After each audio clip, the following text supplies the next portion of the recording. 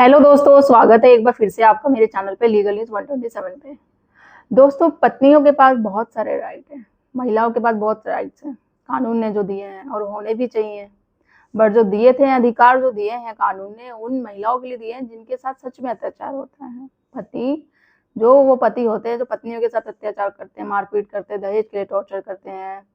तो इस सब को देखते हुए कानून ने ये अधिकार बनाया। आप देखो, महिलाओं के पास गुस्सा होता है तो 498 कर देती है, घरेलू हिंसा डीबी का केस कर देती है, ज्यादा होती है भाई कि खर्चे के लिए पैसे चाहिए तो 125 बनाया गया, जो भी नया है 144। तलाक हो तो तलाक ले सकती है।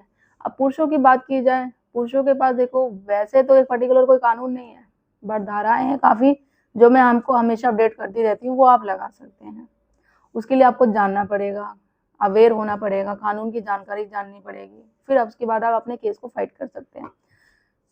अब डिवोर्स की बात करते हैं, यहाँ तक पति डिवोर्स भी नहीं ले सकता। डिवोर्स लेने के लिए ग्राउंड बताना पड़ेगा। आप ग्राउंड जो आधार होते हैं, जिस आधार पे आपकी पत्नी का रिश्ता और किसी के साथ अडल्ट्री में हो, या फिर झूठ बोल के शादी कराई हो, कोई बड़ी बीमारी से गूंज रही हो तो मेडिकल आपके पास सबूत होना जरूरी है, या फिर शादी से पहले प्रेग्नेंट हो, मतलब बहुत सारे होते हैं ऐसे ग्राउंड। तो ग्राउंड आपको एक बताना पड़ेगा कि आपकी ये क्रूरटी है, ये आधार है, साथ ही साथ आपको एविडेंस देना पड़ेगा। तो उस आधार पे कोर्ट देखेगी कि हाँ भाई एविडेंस है, सारी चीजें स्ट्रॉन्ग ग्राउंड है, फिर आपको डिवोर्स मिलेगा, नहीं तो फिर वो केस डिसमिस हो जाता है। और मैं हमेशा यही बोलती हूँ, जब आपके पास आधार स्ट्रॉन्ग है और सबूत है तो फिर आप डिवोर्स पिटिशन फाइल करो, वरना तो आपका डिवोर्स जो आपने फाइल किया वो डिसमिस होगा ही होगा। अब भाई, क्या पति के पास इतना राइट नहीं कि वो डिवोर्स ले सके? अब मैं एक ऐसा आपको धारा बताऊंगी, ऐसा एक तरीका बताऊंगी जिसमें कि आपको सबूत हो या ना हो कोई फर्क नहीं पड़ता, कोर्ट को मजबूर हो गए फिर भी आपको तलाक दिलवाना है, वो दिलवा देगा पत्नी से, क्योंकि पत्नी तो वही कर रही है कि ना भाई तलाक दूंगी ना साथ रहूंगी, परेशान करूंगी। तो क्या है ऐसी धारा, कौन सा है जो बिना सबूत के आपको कोर्ट तलाक भी दिलवा देगा? जानने के लिए वीडियो पूरा देखना, इसके बिल्कुल मत करना। चैनल आप मेरे नए जुड़े हैं तो चैनल को लाइक करना, शेयर करना, सब्सक्राइब करना बिल्कुल मत भूलिए, साथ ही बेल आइकन दबा दीजिए ताकि आपको टाइम टाइम से मेरे वीडियो की नोटिफिकेशन सबसे पहले मिलती रहे। और जैसे आप जैसे लोग ही जो पीड़ित हैं, जो अपनी पत्नियों से गुजर रहे हैं झूठे केसेस में, या जो अभी सास ससुर देख रहे हैं, जो अभी अपने घर की बहुओं से परेशान है, तो वहां तक और भी जैसे आप जैसे लोग और पीड़ित हैं तो उन तक भी शेयर करिए। देखो होता क्या है, जो मैं बता रही हूँ आपको धारा की हो, मैंने इससे पहले बना रखी, डिटेल्स में आपको बताऊंगी। जो आपका 2 साल भी कंप्लीट नहीं होता है, ठीक है, जिसे हम रजिस्ट्रेशन का ग्राउंड कहते हैं, मोस्टली पति पत्नी को होते हैं, क्योंकि एक तो आप आधार बता रहे क्रूरल्टी का, अडल्ट्री का, इस सब के लिए आपको पुख्ता सबूत चाहिए। अगर कोई बीमारी है पत्नी को, उसके लिए भी मेडिकल का प्रूफ सबूत होना जरूरी है, वो आप पेश करोगे कोर्ट में, फिर आपका होगा। रजिस्ट्रेशन का ऐसा ग्राउंड है जिसे हम परित्याग कहते हैं।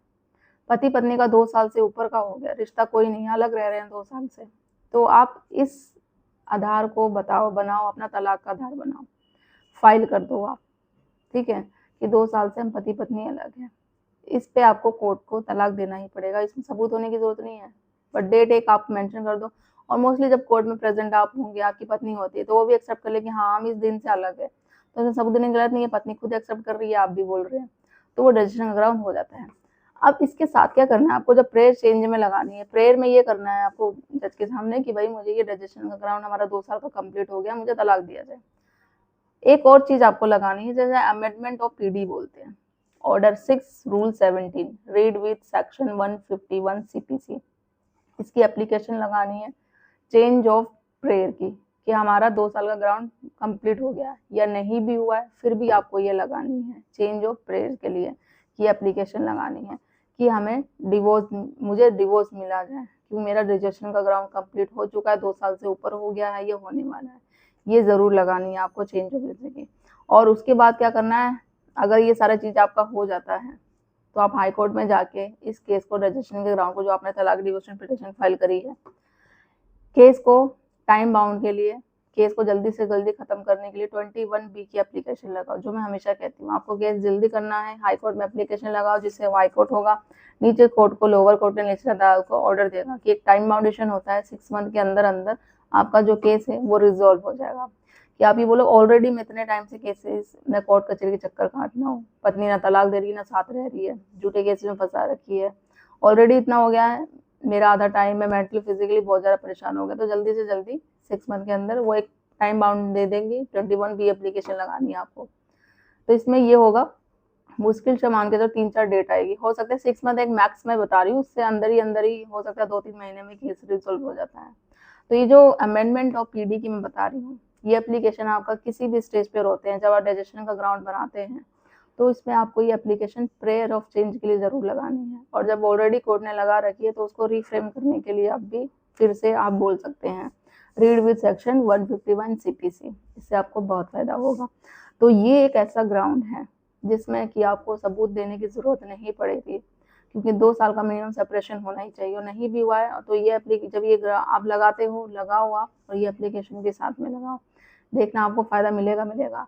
एटलीस्ट पुरुषों के पास महिलाओं के अकॉर्डिंग इतने राइट नहीं, इतने कानून नहीं है, बट तलाक लेने का तो आधार है, क्योंकि पत्नियां परेशान कर देती है और पीछे पीछे भागते रहो। और इसमें जब ये आप लगा देंगे ना, सही बताऊं तो ये जो ग्राउंड है, पत्नी के पीछे पड़ने की जरूरत नहीं पड़ेगी। 2 साल का वैसे ही कोर्ट को खुद ही पता है, कोर्ट ने ही तो ये सारी चीजें करी है, तो वो दे देंगे। और इसके अलावा भी बहुत सारे रीजन होते हैं। देखो मेन आपको जैसे पता है, तलाक इतनी आसानी से नहीं मिलता है, कोर्ट भी यही जाओगे, आप डिवोर्स की पिटीशन फाइल कर दोगे, पत्नी ने केसेस कर दी है, आप क्या करोगे, तलाक की पिटीशन फाइल कर दोगे। आपके पास ग्राउंड हो ना हो, आप बता दोगे नहीं भाई झूठे केसेस कर रही है, ये कर रही है, वो कर रही है।